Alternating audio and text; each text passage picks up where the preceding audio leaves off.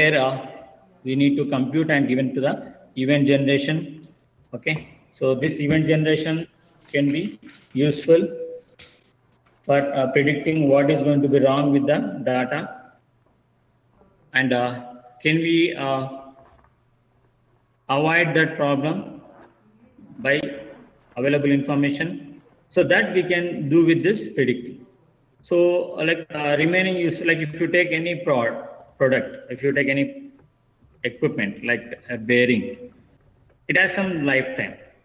So the lifetime of bearing will depend upon its functionality. Like when we are using in industry, due to overload or due to mess, the bearing gets a problem. So that problem should be notified first by us, and we should be trying to rectify that.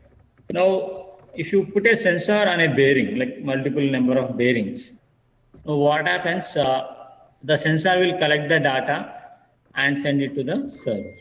Now, what happens? The server keeps the data track of this functionality of bearing, and if anything going to be wrong, we cannot say all of a sudden it will result, but slowly as time passes, what happens?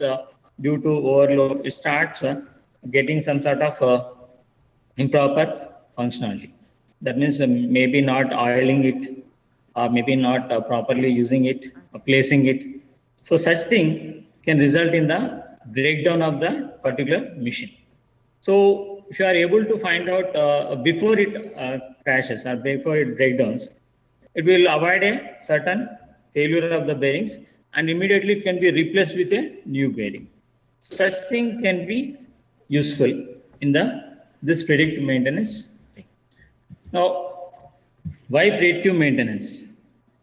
Because a lower maintenance costs, extended equipment life, reduce downtime, improve production, a lower risk exposure, require lost revenue. So these factors will be very, very important in any function of a industry. Now, the industry want to get more profits with minimum maintenance. So that's why what they think is that they want the components to be functioning without any problem. Okay, so a frequent changing of the system, like frequent change of the components, will result in the higher maintenance. So any management, they will never think of this thing. So they want to the industry to be run long time. So if you are able to have such a predictive maintenance system with the deep learning system, so what is happening means they will cut down their costs. Why? Because anything going wrong can be easily predicted and notified to the users, like to the company. So whenever it is being notified, so it is easy to change the component, and it will not affect the functionality of the industry. So lower maintenance cost, it will be there when we are using the predictive maintenance. And next, extended equipment life. Now the life of a equipment will be extended, like using the sensors, we will continuously monitor the equipment. So any problem it is going to occur, it will be immediately notified to the operators. So they will take some sort of action and they will try to reduce it. Okay. So before it collapses, before it collapses, it will be notified to the users, like operator. So operator will be in alert, and they will take some sort of necessary action to prevent it from totally crashing down. So this will extend the life of the equipment. Even oiling, like when the function, like when the industry is running 24/7. So what happens means most of the devices, like whatever equipments we are using in them, they need to be lubricated, like they need to be oiled. So even that can also be notified with this, and the operators can take the necessary action of lubricating the devices. So it will once again extend the life of the equipments used in that industry.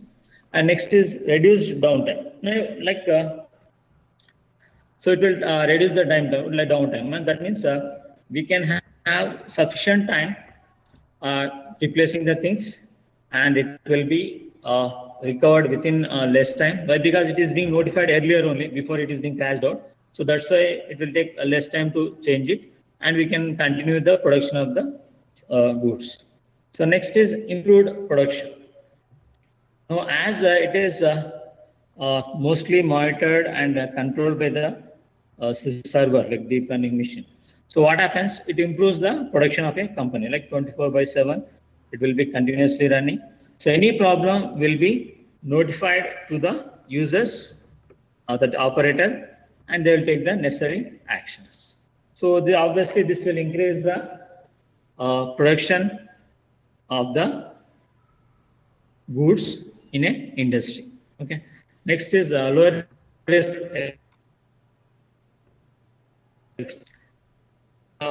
Anything happens, like if you take example of boiling some sort of liquid or some water, and suddenly it gets burst. That means what is happening is going to blast out, and that will affect the industry. So this can be prevented earlier, like before only, by using this deep learning. That means what we are doing, we are able to find out the problem with the boiler, whether it is electrical problem, whether it is a boiler problem, whether it is like whatever being put into that boiler, is its problem like water or any other liquid problem. So whenever any problem with those things can be immediately notified by this deep learning system, and the operators will immediately prevent the blasting of the boiler. So life can be saved. Why? Because you might have seen like so many times where a boiler blast, it will result in the loss of the life. So that risk can be reduced, totally reduced. And next is also like example of a fire, recovery loss. That means what happens, like one more thing is factor in any industry is a fire. Now, whenever a fire breaks out, it will result in a huge loss for the industry.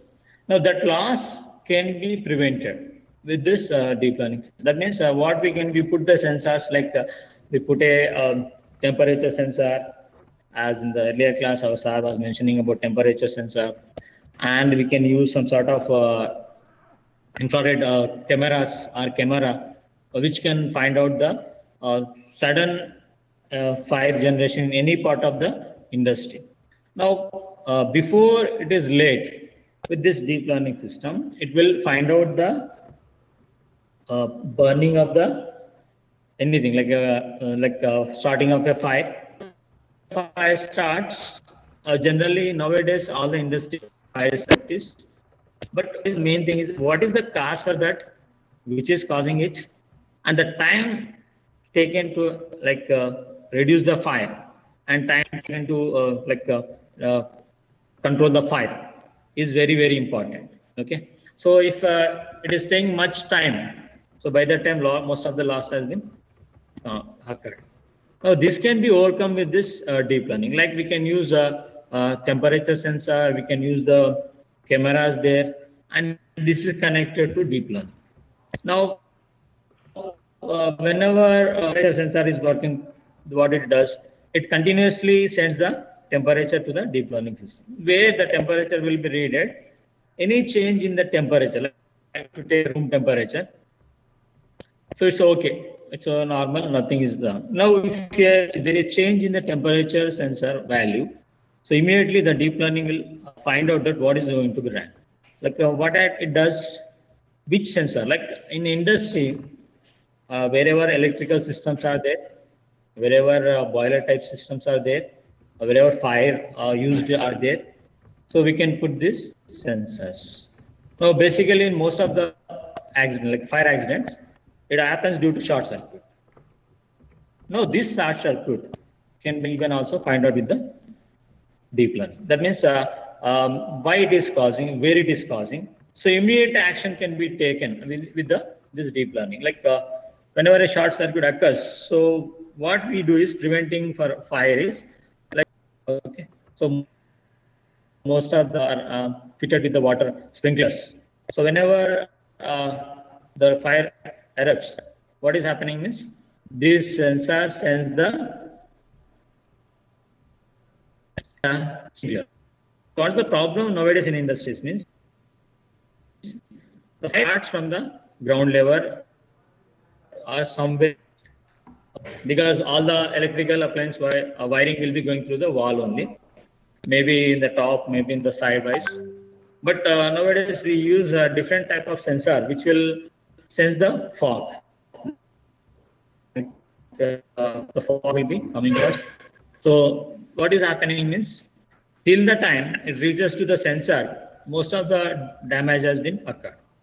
So instead of doing this, if we place the sensors regarding the electrical wiring system, if you place the sensor nearby the boilers, okay, and if you place the sensor at the heavy electrical equipments, so what happens means the continuous monitoring of the data at temperature of the cables, like what is happening, it is not happening within a single second. So slowly it builds up the temperature, maybe due to short circuit. So that can be find out and immediately notified to the operator.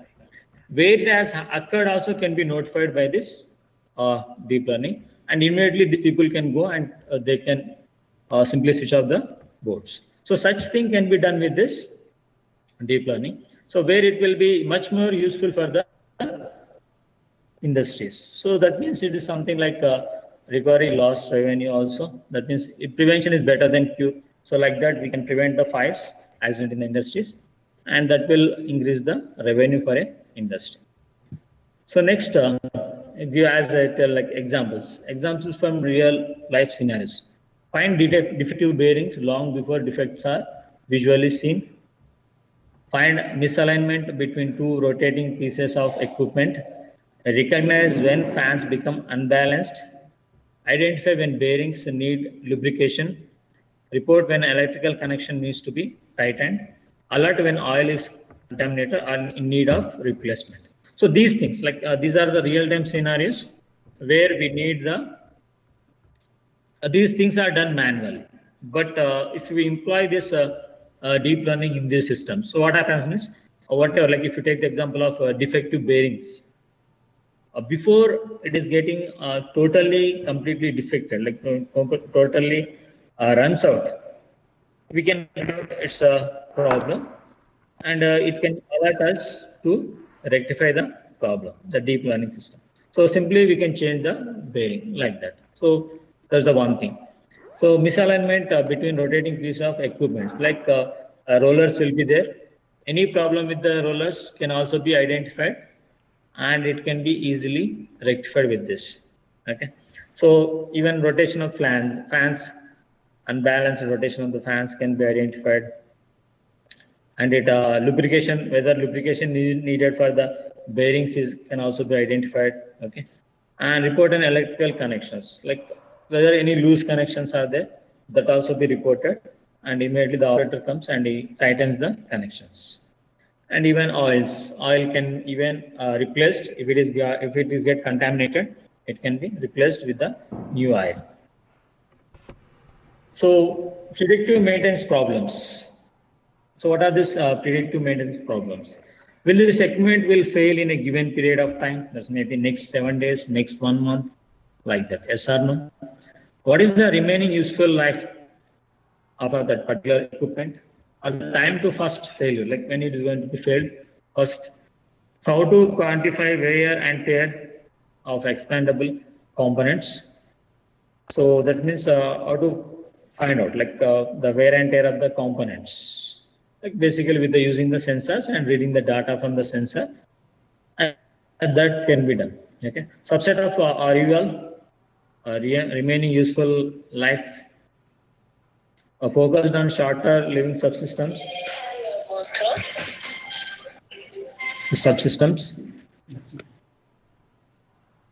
Is there any anomaly in equipment behavior? Further analysis may be provided. Failure classification. How best to optimize equipment settings? So this is how like we can have the problems. So that can be predicted and useful in maintaining the components. Now, when it comes to predictive maintenance approach, we have something like a problem definition, classification or regression approach. Classification will fail. Okay. Multi-class classification, will it fail for reason X? Regression, after how long will it fail? Like this. So problem, this is a problem definition. So methods, what are the methods for dealing with this? Traditional machine learning, like decision trees, random forests, gradient boosting trees, isolation forest, support vector machines. So these methods can be used. And in coming to deep learning approach, we can use convolution neural network, or we can use a recurrent neural network, long short-term memory, gated recurrent unit. So we can use these things. And one more, the hybrid of deep learning and physics-based modeling. So we can use this both. We can use deep learning and physics-based modeling. Use PBM to generate training data where lacking. Use PBM to reduce the problem space, like feature engineering. Use PBM to inform and validate DL, deep learning models. Example, to identify catastrophic failures, most notably in scenarios with low amount of training, data and high degree of mission critically. So like this, we can use different methods. Mostly we can concentrate on the deep learning approaches like convolution neural network and recurrent neural network. Okay, and further it can be used with the physics-based modeling also. So most probably we can have classification and regression we can use. So what we are going to do is like we are going to create a model base where we'll collect the samples and then we will run testing on them and we'll try to find out the answer. Now this can be used in the component recovery. When to use deep learning to predict failures? Like when we can use the deep learning to predict failures. Is accuracy of prediction more important than interpretability? Are there frequent changes in asset configurations, operational conditions? Are traditional approaches costly? So do you have access to data set that covers all kinds of events needed to discriminate? So access to ample based data, that is data set is relevant to normal asset behavior. The more the better, big enough to ensure data statics. For RUL and TTF scenarios, lot of baseline data eventually leading to failure. So access to failure history, labeled for supervised learning only, up to date, so that it covers any new events or behaviors. Access to maintenance and repair history. So if deep learning can access all this, it will be able to predict the failures with available data. Now data set of everything is needed. Like when we talk about all these things in industry, as I said, like bearings, as I said, as fans, motors, everything. So their data is to be needed continuously for processing. So deep learning can be implemented on this, like where we constantly read the data which is coming from sensors in the form of data set, and any change in the functionality of equipment can be immediately notified by the deep learning, and it will help the industry people to overcome the problem. Okay, so normally data set is needed for everything. Like data set is needed for everything. So any sensor which you are using, it's generates the data and it gives to your system, deep learning system. Okay, so deep learning algorithms development flow. So two-step process, training and inference. So now this is how we can reach. We can train it and we can inference. Now basically data. Now how we will get the data and how we will train that. So in this, what we are doing is like stop or from the cloud, we will get the data. Like as sensors are being placed in at the all the equipments. Now those sensors the component and they will send the data to the system. So where the data is received and processed. It is not single sensor, it is multiple sensors. Like as many, to take an industry, many sensors will be available. So those data is taken and it is being like collected and we can train it using the neural networks. And finally, we can take necessary actions like based upon the what is the problem can be done. So here the collected data from the sensors can be a data set. That data set is given to the networks where based upon this it will give the some result. Like data set, if you take a bearing only, if you take the example of a bearing, now when the time you have installed a new bearing, from the time to still it keep on running, its information is to be recorded. Why? Because once we install the bearing, its functionality need to be notified. Its functionality should be monitored, and as the time passes, obviously we know that bearing gets some problems, maybe without any lubrication, or maybe due to overloading, or lot of heat generated within a bearing will result in the burning of the balls which are used in the bearing. So that will result in the failure of the bearing. Now this can be notified before it fails, means yes, but because we are using some sensor, like you can use a camera or you can use a sensor, heat sensor near to the bearing. So whenever any change in the functionality, like if a temperature sensor is there, so what the temperature the sensor is that it finds the temperature of the bearing. It notifies the temperature of the bearing. So we have some thresholds, like we'll put some values, like I should be the normal functioning temperature of the bearing. If it is going above that normal temperature, that may generate lot of heat, in which that heat in turn will burn the balls used in the bearings. So once they start burning, your bearings totally going to collapse once particular time. Now using this model, like training model, what we do is we'll collect the photos of the, we'll collect the temperature of the bearing from the day one which is installed, and it is sent to the system where data is being collected from the day one and it is being monitored by the deep learning system. So what that is does, you can use a camera, you can use a sensor. So suppose we are using a temperature sensor. Now that will immediately tell us that what is the temperature at the bearing. Now looking at the temperature, we can take some decision. Now what we are doing is we are collecting the data set from the data which is sent by the temperature sensor, and that is being stored in your cloud or in your desktop. Now what you are doing is you are continuously monitoring the values.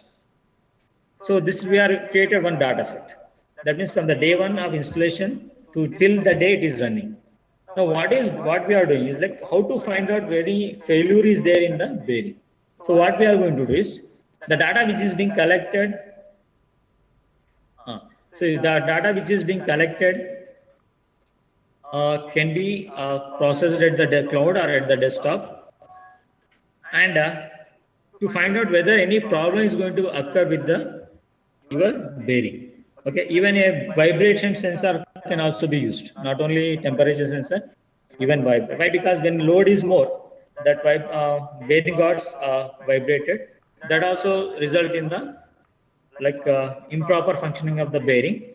So that is also helpful in finding out whether a problem with the functionality of the bearing. Okay. Now if I take the data set of a bearing from the day one installed and keep on storing it, and I want to monitor after how much long it is going to be give a problem.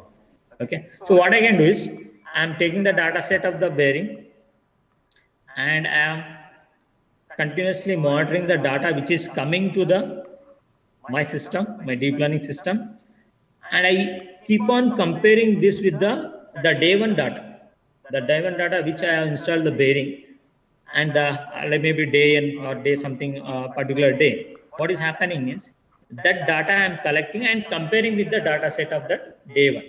Now, if both are same, what can I say is that there is no problem with the bearing. Okay, till the time it is same, it is no problem with the bearing. But after maybe some time, some X time, what we'll find is that there will be a change in the bearing functionality.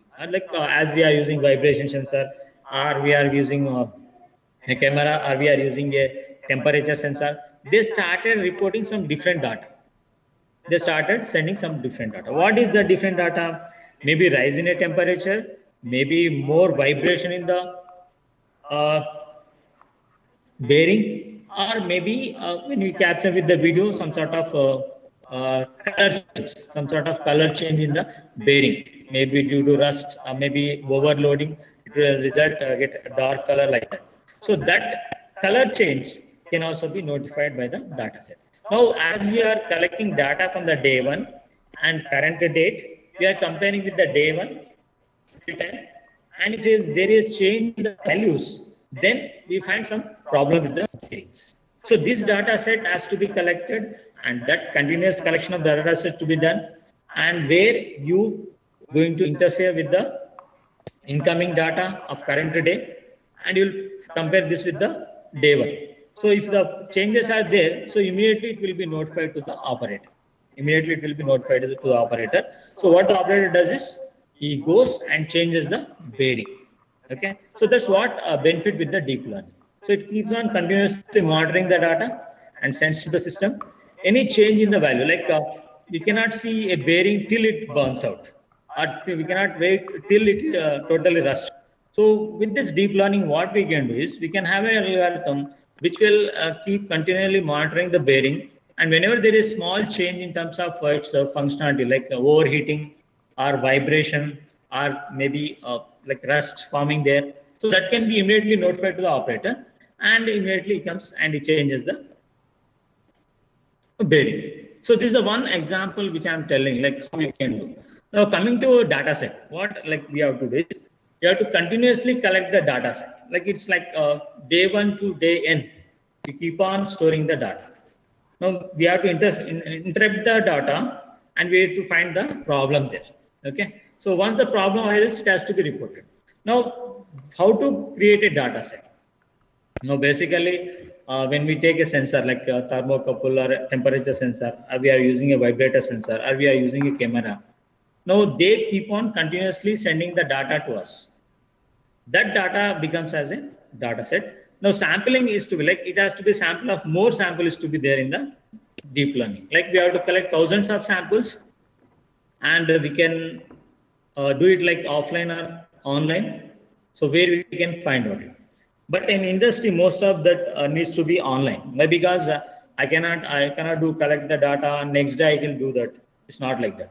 But here what is happening is that particular day only I want to find out any problems with this equipment. So I need to collect a lot of samples from these sensors, make a data set, and the data set has to be compared with the first data set. Like first data means like the day it has been installed.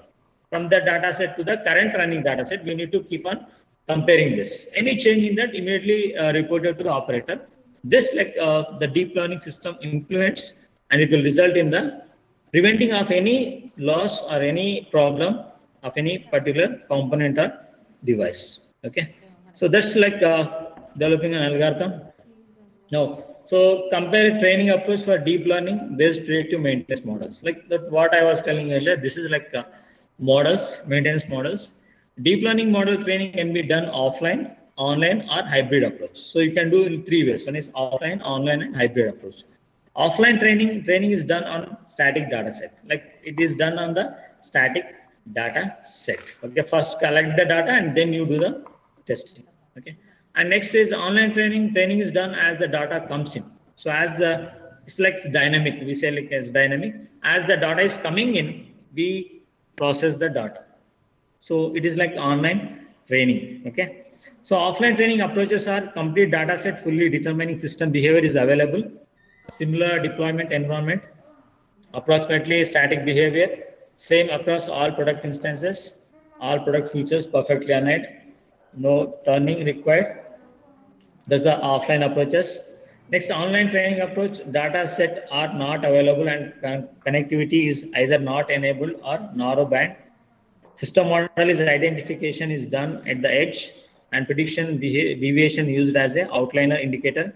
Anomalies, faults are detected as outliers using unsupervised learning. So unsupervised learning, we can predict the faults. Okay. So hybrid approach, create initial model using a offline training.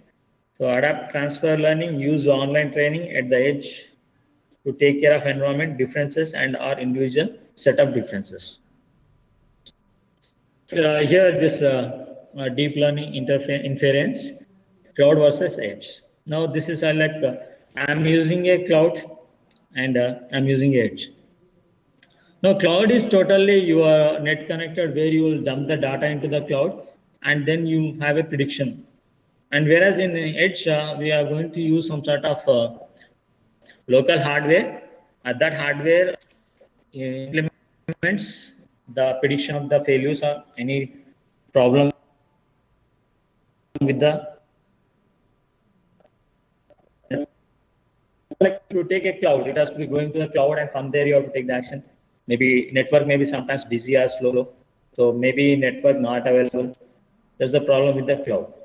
Okay. When it comes to edge, the local hardware itself will be very fast and it will take much less time to repair or report or notify the problem to the users to take a particular action.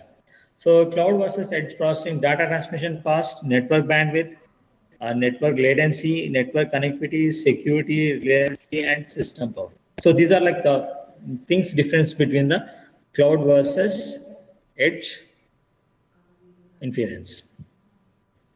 Now, in some other ways where it can be implemented, like camera-based fire detection in industry, temperature sensor-based fire detection, drone used to find out crops affected by fungi by checking the leaves, a drone to track the tiger in forest, temperature sensor in all the compartments of a train to find out fire, monitoring the plane's maintenance, monitoring the cars and bikes maintenance, even healthcare system also it can be used. So before going to this, like what hardware we can use for this, like basically as in our earlier session, Tulsiram sir has shown you some sensor-based functions like components like Node MCU, ESP8226, okay, and 66, ESP32, okay. So these are the small sensors. Sorry, these are the small electronic components. Like we can say against SOCs. They are called SOC. SOC is system on chip. System on chip. So what is this specialty of that system on chip is that everything is available on the system only. Now earlier we used to have microcontrollers where it doesn't have used to have any Wi-Fi connection. Now these days what these SOCs are coming with their own Wi-Fi. That means they have their own Wi-Fi, they have their own processor, they have their own RAM, they have their own ROM, and they have the IO device, input output pins. So all these are used. Now when you say these things, they are very small in size, and even memory is less in them. Okay, even processing speed is very less. Okay, so the thing we can overcome to implement the deep learning is that we cannot put deep learning on these sensors, like these devices, these SOCs. But what I can do is I can use something called as a Raspberry Pi. I think all of you know this Raspberry Pi. Now the Raspberry Pi is like a small credit card. Okay, so where it is having everything on itself, like it has processor, it has RAM, it has ports also there, it has interfacing with the power, with the monitor, everything will be there on the Raspberry Pi. So why Raspberry Pi is important is Raspberry Pi has high computational capacity when you compare to the SOCs like earlier, previous SOCs which are like Node MCU, ESP8266, okay, ESP32, okay, Node MCU. So all these, they have less power, computing power when you compare to the Raspberry Pi. Now the Raspberry Pi is a much more high-end SOC. We can call it like SOC, and not purely SOC, but it's something like a credit card size, where you find the processor, you find the RAM, and all the ports available in it. So that is can be used for implementing the deep learning. Okay, so Raspberry Pi is a series of small single board computers developed in the United Kingdom by Raspberry Pi Foundation to promote the teaching of basic computer science in schools and developing countries. The original model became far more popular than anticipated, selling outside its target market uses, such as for robots. Like basically, it is being used for the robots. Okay. So, over million Raspberry Pis have been sold before February 2015, making it best-selling British computer. By November 2000, they had sold around 11 million units. Okay. Now, this how the growth of the sales in the Raspberry Pi. Nowadays, most of them are using the Raspberry Pis for their all the projects. You say embedded systems, you say like processor-based systems, or you say software systems, hardware interface system. So for them, they are using this Raspberry Pis. So this is the Raspberry Pi model. So you can see the hardware of this. So Broadcom is the processor, okay, and you have 40 pins there, IO pins. We can call it as IO pins, and we have 4 USBs connectors. We have 4 USB connectors. One Ethernet connector is there, and a HDMI connector is there, and power supply is there. One more jack is there, and even you can connect a camera to this. Okay, so this Raspberry Pi board comes in different variants. Like it has so many variants, like 512 MB. So it comes in different various variants, like 512 MB, 1 GB, 2 GB, 4 GB, 8 GB. Okay, so it has these different NGB. Like depending upon our requirement, we can use this. Like when we talk about this implementing of deep learning, I can do on anything, but that will be very slow. Why? Because I said earlier, samples data set. We have to collect a huge data set for implementing the deep learning. So which is not possible on a small systems. So the possibility of using it for deep learning is with the Raspberry Pi is when the RAM is more. Like if you say, if you are taking a 2 GB RAM, it's a good, 4 GB much more, and 8 GB is very good. Okay, so we can easily implement instead of a particular different server for the deep learning. I can use a Raspberry Pi board with 8 GB capacity, and I can implement whatever I want, like connecting to the multiple sensors, reading their data, and implementing the algorithms in this Raspberry Pi. Okay, and whatever necessary notifications has to be done can be also be programmed. Mostly with the programming thing, we can do everything. So that implementation of deep learning can be done with this Raspberry Pi. It has Wi-Fi connection, it has LAN connection, even it has Bluetooth also there. Okay, in latest models it is there. So first generation Raspberry Pi 1 model B was released in February 2012. It was allowed by simpler and inexpensive model A. Okay, so Foundation released a board with an improved design Raspberry Pi 1 model B plus. This board are approximately credit card size and represent standard mainline form factor. Okay, so improved A plus B plus models are released later. Computing models in April 2014 for embedded applications, and Raspberry Pi Zero with smaller size and reduced input output and general purpose input output capabilities was released in November 2015 for $5. Okay, so now features of the Raspberry Pi. All models features a Broadcom system on chip SoC. That is a chip will be the Broadcom chip will be, that is SoC, which includes an ARM compatible central processing unit and an on-chip graphics processing unit, GPU, a video core. CPU speed ranges from 700 megahertz to 1.2 gigahertz for the Pi 3, and onboard memory ranges 256 MB to 1 GB RAM. Secure digital cards are used to store the data, that is operating system and programs memory in either the SDHC or micro SDHC sizes. Okay. Now, the operating system can be stored on a SD card. Okay. It doesn't have any inbuilt primary like secondary storage device. It has nothing. So we can store the OS on a SD card, and then we can program the Raspberry Pi. So features: most boards have between 1 and 4 USB slots, HDMI and composite video output, and a 3.5 mm phone jack for audio.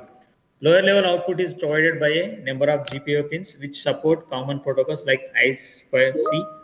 The B models have an 8P8C Ethernet port, and PI3 and PI0W have an onboard Wi-Fi and Bluetooth. Okay. So now coming to this, how we should make this Raspberry Pi function. So with the operating system. Okay. Now the first operating system released for this Raspberry Pi is Raspbian. Raspbian is a Debian-based Linux distribution for download, as well as third-party Ubuntu Windows 10 IoT Core, RSCOS, and specialized media center distribution. It promotes Python Scratch as the main programming language with support for many other languages. Okay, as the main programming language supported for Raspberry Pi is like Python. But apart from the Python, other programming languages can also be used in the Raspberry Pi. Okay, the thing is we have to install and we have to start using it. So mainly Python is used. The default firmware is closed source, while an unofficial open source is available. Okay. So the hardware. So it has IOS, CPU, GPU, RAM, USB hub, Ethernet, and 2x USB connections.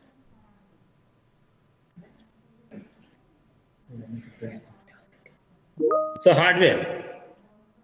So the block diagram, as we saw earlier,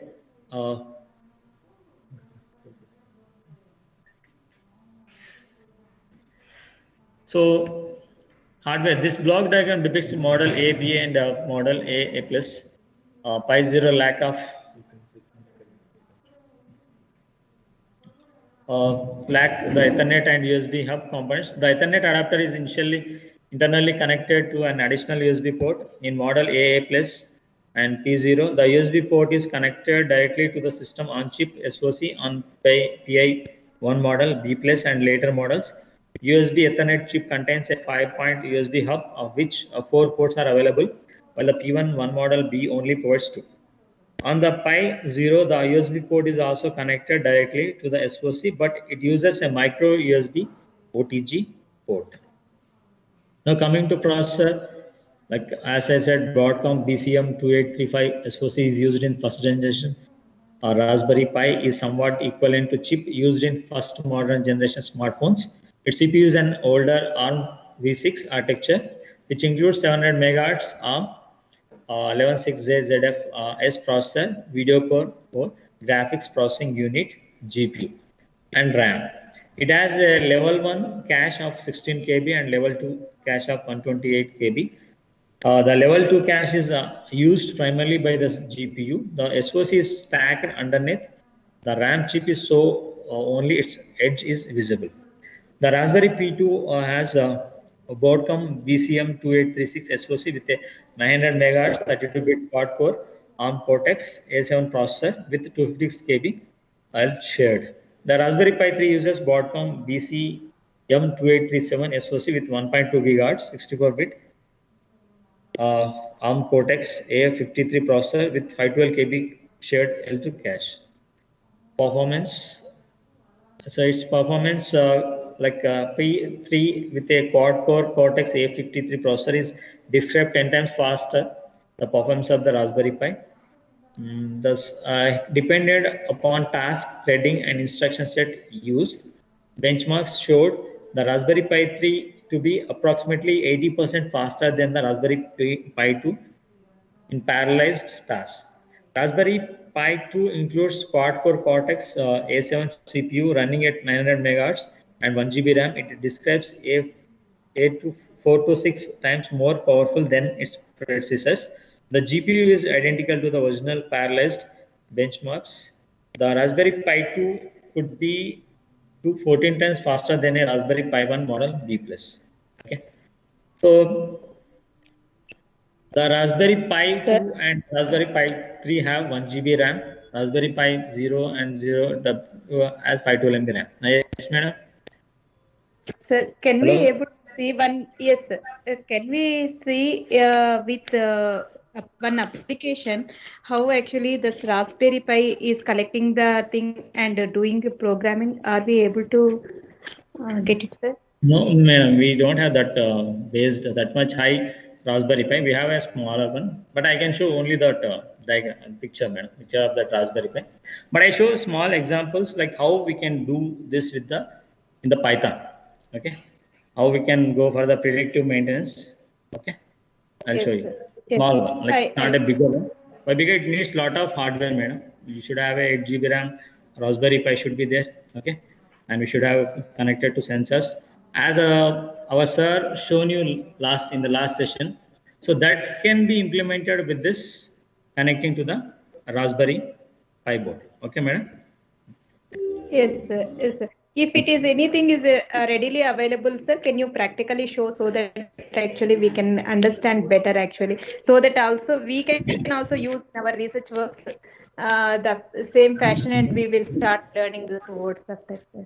Madam, currently, but don't have that. But later I can send you this. Why? Because we need to have that 8 GB RAM Raspberry Pi board so that we can implement this. Okay. But because deep learning algorithms, how big they are, and I said that data set is very huge collection of data, madam. Then only it can be implemented. But in a laptop, you can do that. But on a board, it's difficult to do that.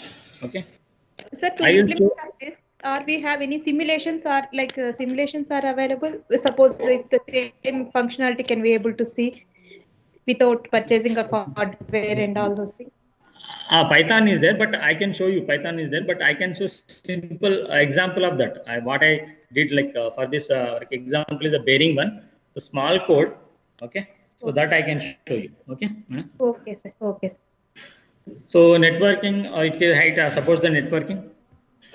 So peripherals, like whatever you want to use with these Raspberry Pi boards, the peripherals, you can use the keyboard, you can use the monitor, you can use all USB connectable devices. You can connect a LAN connection, you can have a Wi-Fi connection, you can have a Bluetooth. Okay. So Raspberry Pi may be operated with any generic USB computer keyboard and mouse. It may also be used with USB storage, USB to MIDI converters and virtual any other device components with USB capabilities. Other peripherals can be attached through the various pins and connectors like that. So video capabilities of this Raspberry Pi, high resolution ones. So this is the summary of this Raspberry Pi models, different models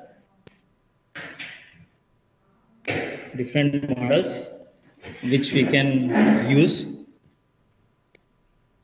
And coming to the different operating systems we use on this Raspberry.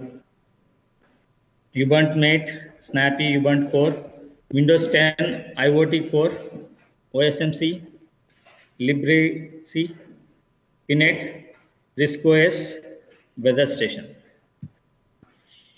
So the main operating system for the Raspberry Pi is Raspbian. The Raspberry Pi Foundation recommends the use of Raspbian, a Debian-based Linux operating system. Other third-party operating systems available via official website, including Ubuntu Mate, Snappy, Ubuntu Core, Windows 10, IoT Core, RISC-OS, and specialized distribution for the coding, media center, and classroom management.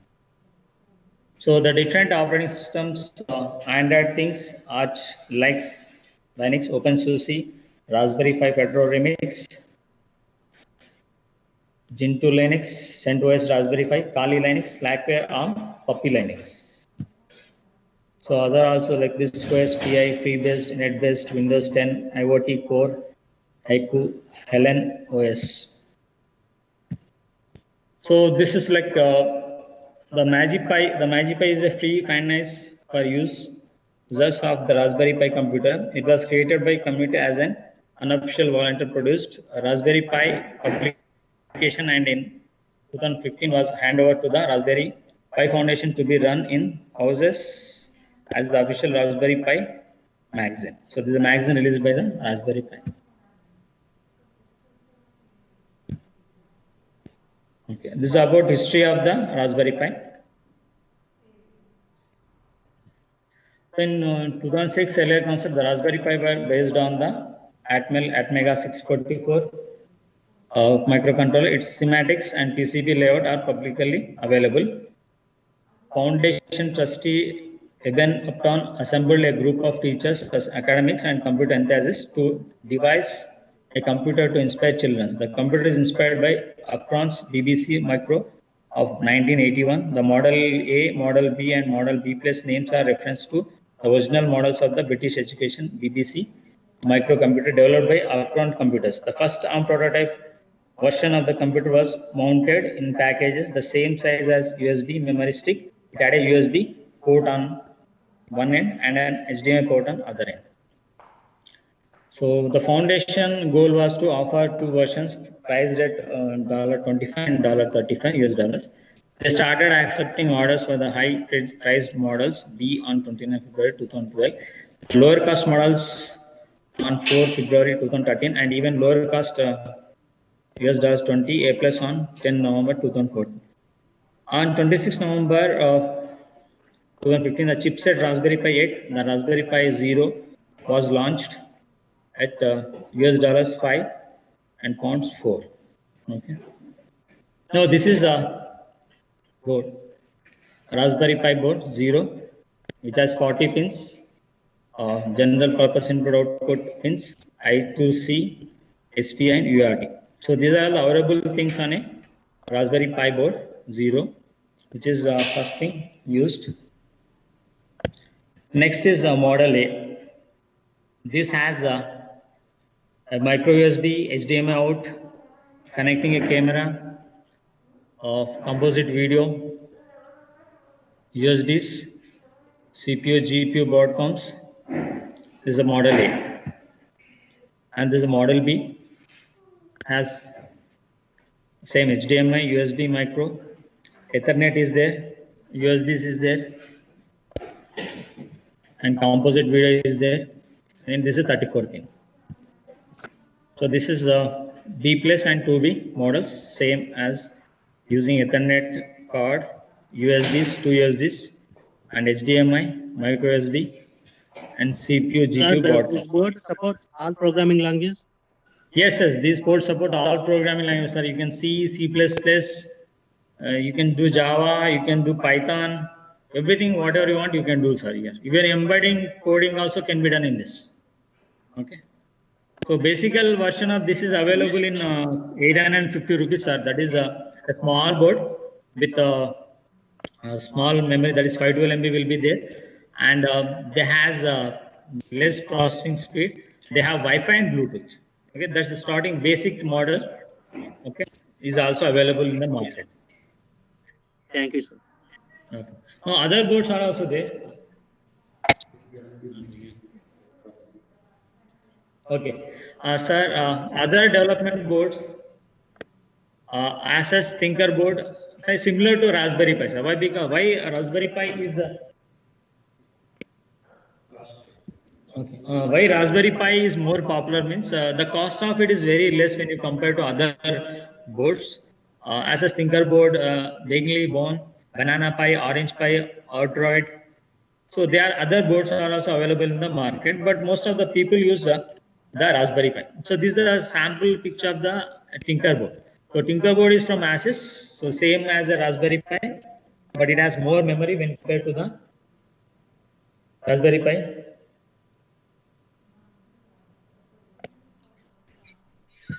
And Raspberry Pi versus Tinkerboard, like you can see the difference between these two, like how the hardware is there. Okay, just the Tinker board is much more costlier than the Raspberry Pi board, and RAM is also more in the Tinkerboard.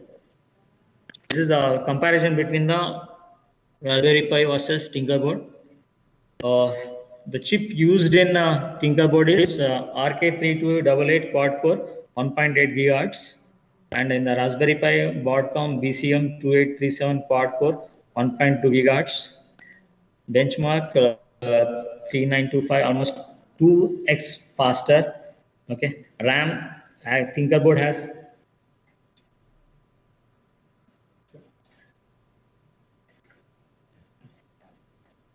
2 GB, and whereas Raspberry has only 1 GB. So HDMI display capability, okay, GB LAN, GB LAN, 100 MB LAN is there in the Raspberry Pi. Audio supports, and Wi-Fi swappable antenna. Only simple Wi-Fi is there in the Raspberry Pi. Bluetooth. Yes, Bluetooth is available in both. SDIO, official support of OS, that is Debian and Linux Debian. So BeagleBone black is there. BeagleBone black. This is also similar type. BeagleBone black versus Raspberry Pi. Same size, almost same, but USBs are almost same. Okay. So this is a conclusion of this. Now I'll try to show you one simple example of like how the image based, like suppose I want to do predictive maintenance in real-time systems. So how we can do with the simple Python coding, but it's not totally deep learning, it's a small coding. Okay. So before that, I'd like to tell one thing, like how to collect the data set. Now you might have seen, like whenever we talk about any like data science or your artificial intelligence, machine learning, deep learning, first we talk about data set. Now how we can collect the data? Can anybody tell me? We have different sources where the data is reposited, for example, from Kaggle or from the IEEE data portal. From that also we can able to get it of the data. Yeah, okay, ma'am. But suppose you want your own data, madam. You want to take your own, like you set up something like in your house where you want to continuously monitor data from that, and you want to store the data, and you have to process in machine learning or in deep learning. How you will do that?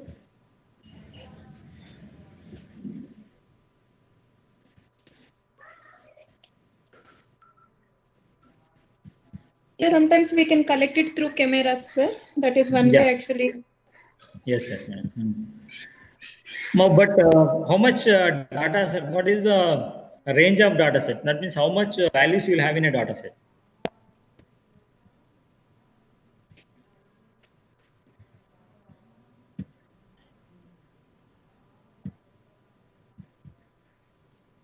Now I need to perform any deep learning thing. I should have thousands of samples, man.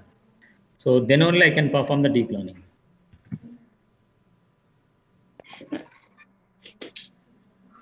Now, as I said earlier, examples like sensors. We are like basically the sensor is the main data source for us. Even anything you take, anything, sensor is the main data source for us. Like example, temperature sensor. Can you see my screen, sir? Can you see my screen? No, sir. Can you see my screen? No, sir. My laptop. No, sir. My laptop. Huh? No. Okay, 1 minute, I'll share it.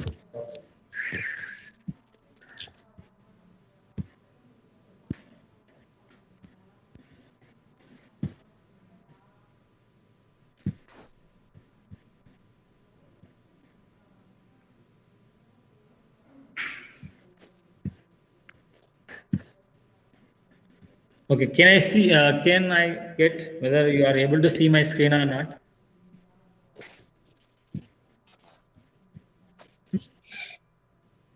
Can you see my screen? Anyone? Tell me, please. Yes, sir.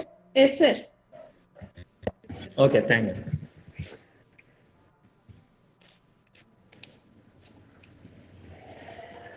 Now, as we gone through this, like predictive maintenance is going to be a good thing in the near future. What is going to happen is like every industry is going to employ this. Now it gets totally implemented. A lot of problem, like in terms of life loss, is totally controlled, but because it will be able to predict the problem in early, far before stage only it will predict, and it will notify to the operator. Okay, thing there. Now, as we are coming to data set collection there. Now, data set is to be collected like 1,000 samples, and if I take the same example of bearing only, like I take a new bearing, I collect the data of new bearing, okay, and I want to compare this data as the bearing is being continuously running in the industry, like in the company, in the factory. Now, maybe at a particular time of like a T plus one something there, it gets some problem. Okay. Now, the data set of original bearing and the data set of current running bearing and the data set of finally damaged bearing. You need to have take these three. Okay. So installed data set, currently running data set, and finally damaged data set.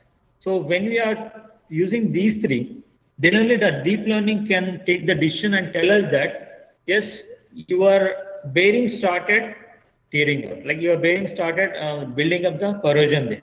So then only it will be immediately notified to us. There's a placement in this deep learning. Okay. So the data sets are very important in this one. So we can use a sensor. You can collect thousands of samples. Like you can send it to cloud, or you can send it to your storage device, like into your laptop or into your SD card, like that. If you take nowadays, you can see much SD cards are available. High memory SD cards are available in the market. So you can use the SD card for storing your data set also. Okay. So these three data sets, one is data set 1, data set 2, and data set 3 can be taken, and these three can be processed on SD card using a Raspberry Pi. Okay. And RAM is very important. That's what I'm telling is 8 GB RAM based Raspberry Pi will be very useful in deep learning. Very, very useful. When we compare to a laptop, any server, a Raspberry Pi is very much useful in deep learning. Why? Because you can take it to anywhere. You can simply plug it to power and you can start working with that. So it starts functioning without any problem. So that's what the benefit of using the Raspberry Pi. Now I'll show a small example, madam, a small code. So what is happening is I took the pictures of two bearings. Like I did bearing pictures. So where we got bearings are there.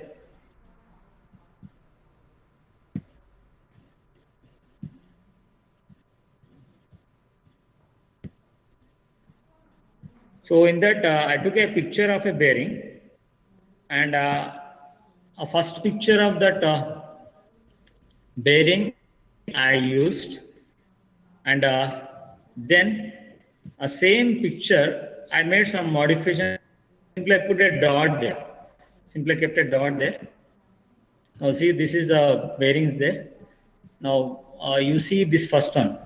So this is a BB. This is a simple bearing which I used, and the same picture I put a small dot here. You can see the dot. Can you see my screen? Can anybody tell me? Are you able to see my screen? Yes, sir. Okay. You see this second picture, same picture. I took the same picture of that. So this is first bearing. No, sir. Only folder, sir.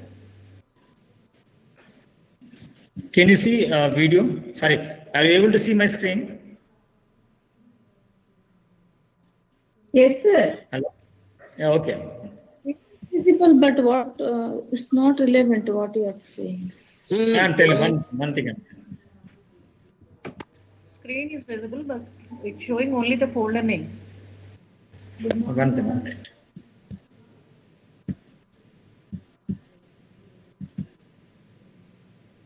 Can you see, no, madam, a bearing picture? Yes, sir. Now we're able to. Okay, madam. I put a dot on this bearing, madam. The blue color dot. Okay.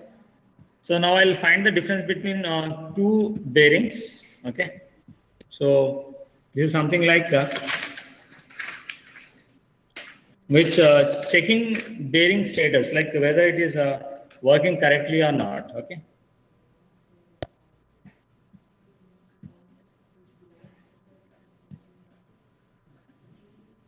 So this is the bearing. I have small code there.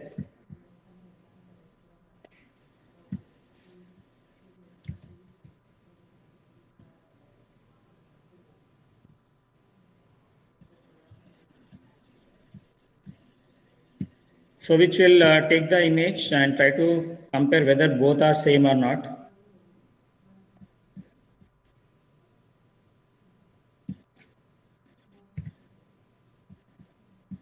And it will show the difference also, even the difference between the both images.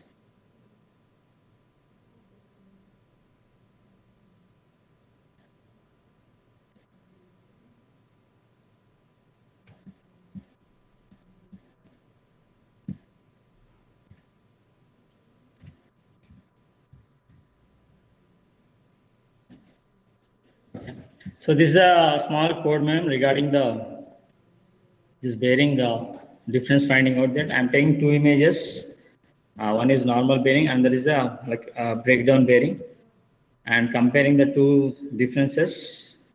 And if any difference is there in this between these two bearings, it will be showing in a diff PNG format. Okay. I took the two images and I checked the any changes are there in the like differences are there in this code, and I executed that.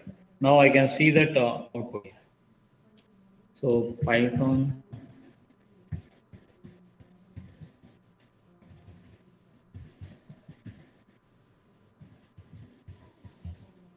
Once I execute this, it will be executed and I'll get the difference between two bearings. So it is using Python.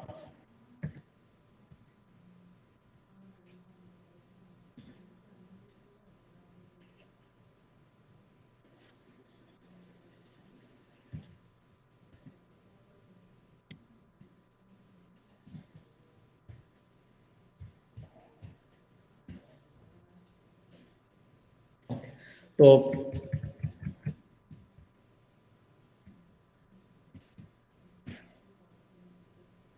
it will show the difference. Means, right? What I did is I took first original bearing picture and I took the later bearing picture with some like erosion, like some corrosion type. I put it on the image. Now it is showing the difference between the first image and the second image. Now I can find out this red mark is a damaged part of the bearing. This what I can do, like this what we can do in the deep learning on a bearing. Okay. So like simple, this is a simple example I have shown you how we can implement deep learning on the things. Okay. So this is a difference between the original one and the rust formed bearing. Okay, man. Now one more thing is like how to collect the data set. So we have something called as Here, which deep learning algorithm you have used, sir? This is for just an example sake, image one example, and image example. This is example sake. Example sake only, madam. Okay. How we can do it in the deep learning, that we can do. Okay, that means even you can do it further with the collecting much more sample data. Okay. Okay. Okay, bearing. Sir, can you specify the name of that algorithm, sir? Deep learning algorithm. So we can use convolution neural network and this recurrent neural network, madam. Okay. Because So I'm using thinking, actually, I'm getting the idea here. See, you people are doing the comparisons with the data sets. Are we able to improve any of the performance with the checking of the comparisons, so that actually some proposal we can propose some techniques by using of some counting sort or something like to reduce the comparisons. Because comparisons take the system performance. So that only I am actually asking, sir. Convolution. Okay. Now, what I can do is, I can tell you one thing is like how to collect the data set. Like if you are having a camera, you can collect a huge data set by simply focusing camera on that particular device. Okay, you need not to manually generate the data set. Okay, so I will show that one. So if we have something like video, whenever we say video is nothing but collection of frames. So I just switch on the program.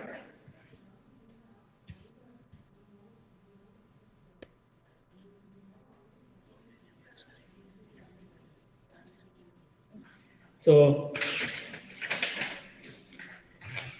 this one will convert the frames, like video into frames, and develop the different pictures of this. Like it will generate a lot of pics of this one, and we can use that as a data set in our work. Okay, so which will convert video into frames. The small code I'll show you.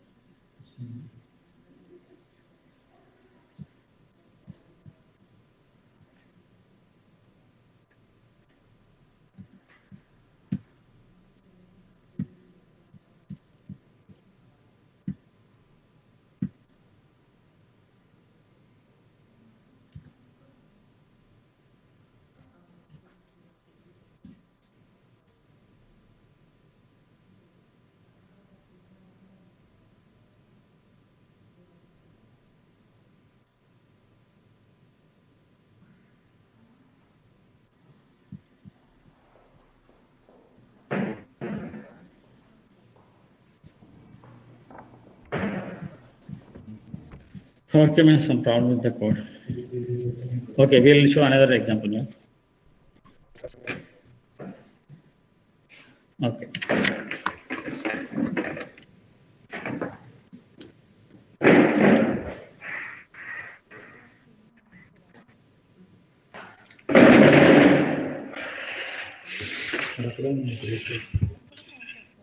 So here you can see.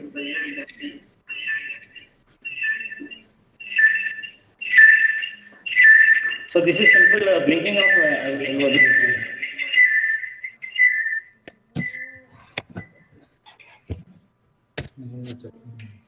blinking of LED, madam. This simple. You can see we wrote small code in the Python, and once we start running it, the LED blinks.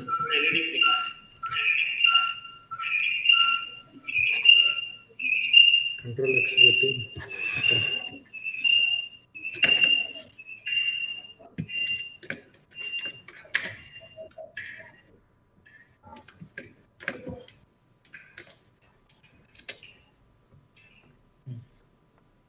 You can see video of name Tulsiram video. So you are going to see video name Tulsiram sir, where LED is blinking through Raspberry Pi board. Just tell them all the connections.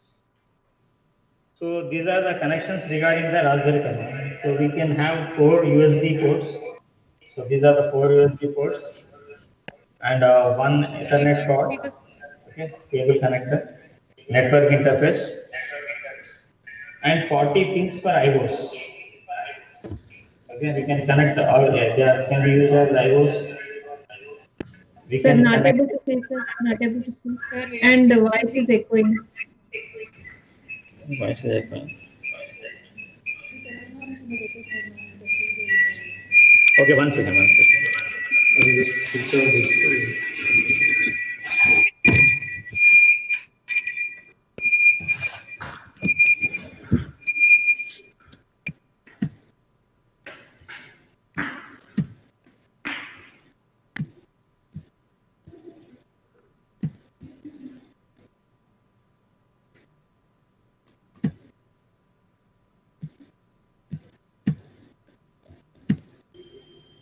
Very good. Right. So now you can see this board now. Maybe explain what are the things connected keyboard. So in this,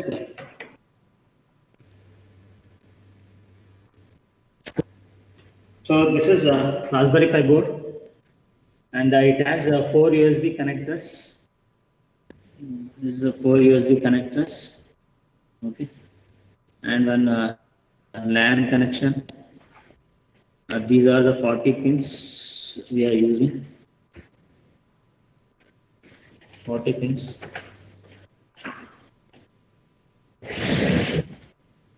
Now we can interface a HDMI cable to this to a monitor, and SD card. Here is the SD card is there. So SD card. This is the Raspberry Pi does not have any secondary storage one. We have to use the SD cards. Minimum is 8 GB SD card we can use. Okay, and we have to dump the Raspbian operating system in the SD card, and we have to insert in the SD card slot. Once you switch on the power, the operating system will be starting. And to see the output, we can have a HDMI connector like this. We can connect it to a monitor, and we can see the output on the monitor. Okay, and you can start working with the keyboard also. You can connect a keyboard and you can work with the keyboard. And whatever code, like if we are going showing to you this Python one. Python is a basic for the Raspberry. So we can use any Python code in this. You can put all the libraries in the Raspberry Pi also. That means if you have more memory, like your SD card is 8 GB, it's okay. Still 16 GB, 32 GB, even 64 GB is also good. So if you have 64 GB, you can do anything. And the thing is supported is that you should have a 8 GB or 4 GB. So we can use a 8 GB Raspberry Pi also there. So how to operate on the Raspberry? Now, if you want to turn off the code, simply Control-C, it will turn off. And now you can see like Linux commands you can use there.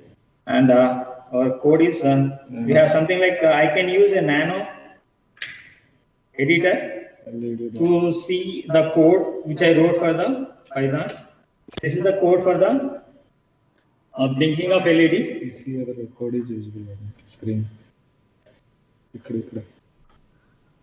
Okay, now you can see this import. So even keyboard you can use there. Like directly you can use the keyboard and code it.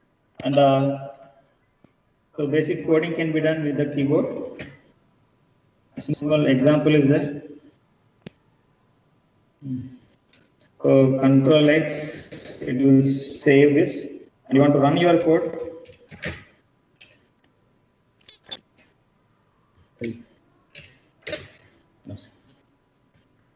So you can see that blink LED on the screen.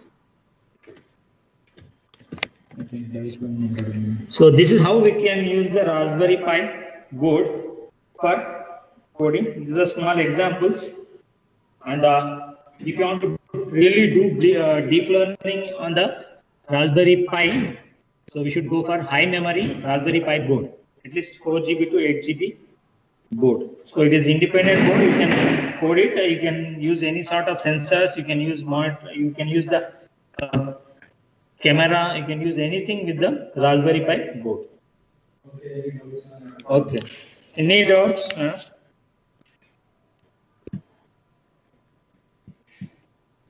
No, sir. No, sir. Thank you so much, sir. Okay, okay, ma'am. Thank you, madam.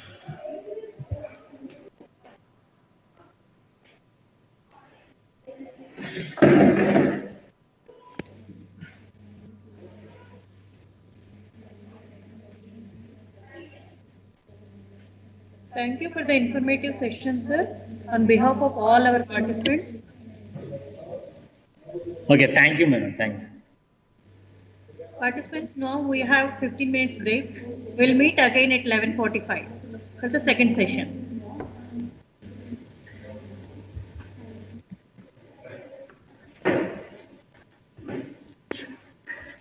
Thank you, sir. Thank you.